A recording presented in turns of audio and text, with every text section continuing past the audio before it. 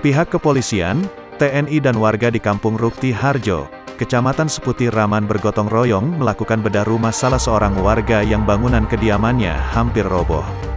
Bedah rumah dilakukan di kediaman Nanang Purnama, 42, seorang warga yang mengalami cacat permanen pada kaki akibat patah tulang beberapa tahun lalu.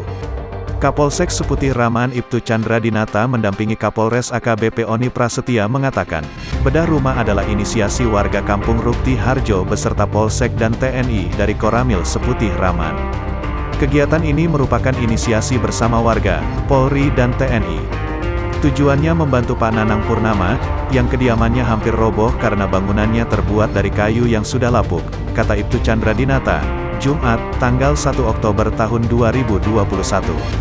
Chandra melanjutkan, bahan bangunan yang dikumpulkan juga merupakan sumbangan dan pemberian warga.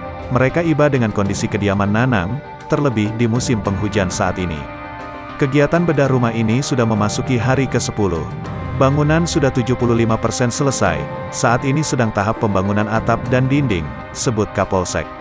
Nanang Purnama mengucapkan terima kasih atas bantuan Polri dan TNI serta warga kampung tempatnya tinggal yang telah peduli dan membantu membangun untuk kediamannya.